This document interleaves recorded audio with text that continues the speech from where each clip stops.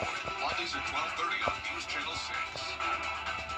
The News Channel 6 mobile app is now even better. Download it today.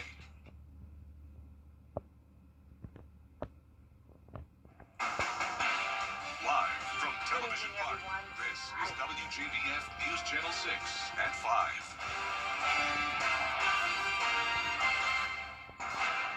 Good evening, everyone. I'm Jenny Montgomery. I'm Brad Means. We do thank you for joining us, and coverage you can count on does begin on this Veterans Day. It's time now for our first check of the weather. Here's our chief meteorologist, Jenna Petracci. Well, we had a widespread freeze across the CSRA this morning with temperatures as low as 23 degrees. Here's a look at those observed temperatures at 6:40 this morning. Saluda, you got down to 23, Augusta at 28, 25 in Aiken and Waynesboro, 27 in Evans and Thompson. And then this afternoon, we came close to tying our record lowest high temperature. We only made it to 51, and that record was 50, set back in 1968. And since we were at 51, that puts us exactly 20 degrees below average today.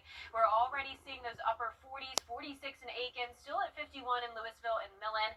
Gibson, you're sitting at 49 at the 5 o'clock hour and 47 in Edgefield. A beautiful view on our Terry Lambert Hyundai Skyview Cam on this Veterans Day as we look over the Savannah River. The winds are definitely dying down. We're seeing a west wind only up to around 5 to 10 miles per hour, and we have high pressure right overhead. So this is going to keep us dry. We'll have those lighter winds the rest of this evening with clear skies, and we'll drop down to 38 by 9 p.m. So by tomorrow morning, it will be cold again. We're going to be right around the freezing mark at 32, and I'll have a look at how long this cold air will last coming up. But back to you, Brad. All right, Jenna, thanks. The suspect who was injured in an officer-involved shooting last month at the BP station on Washington Road has died. Deputy Victor Rodriguez shot 20-year-old Dalen Elder after investigators say Elder fired first with a stolen gun. The young man died in the hospital today.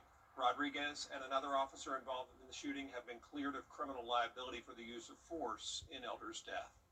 A blood drive was held today at May Park in Augusta in support of Deputy Rodriguez. He received blood products during his treatment, and this was a chance to help replenish the blood supply.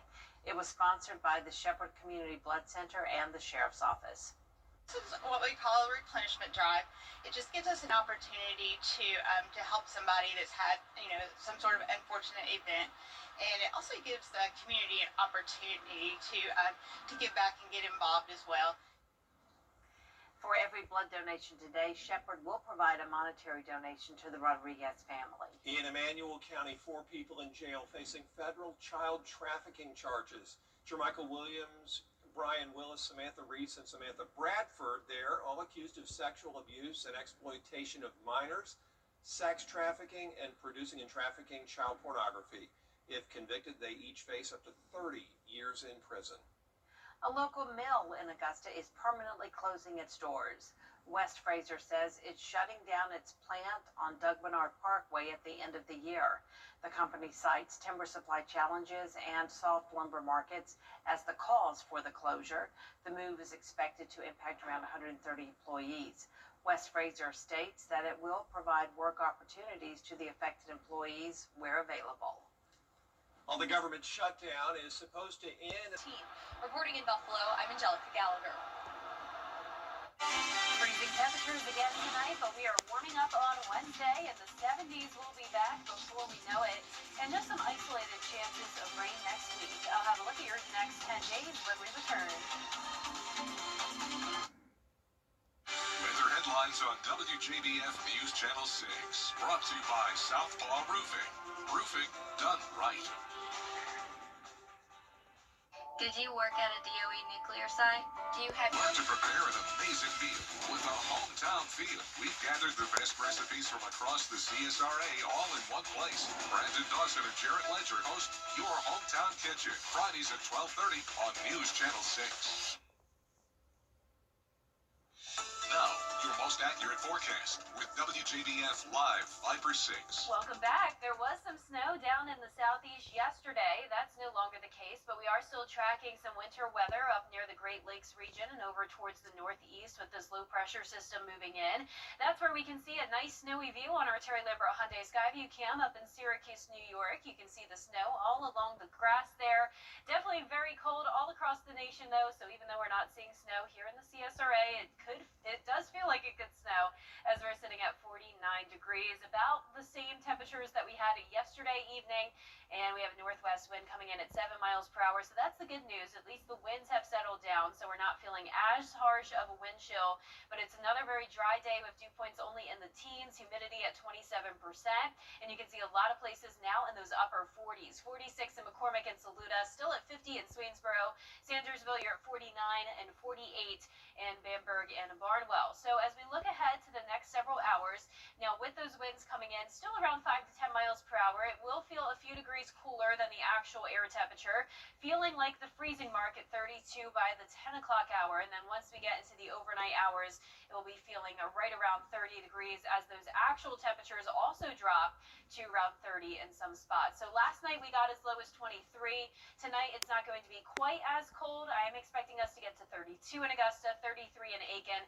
So we'll either be at the freezing mark or slightly above or slightly below, but still well below average for this time of the year.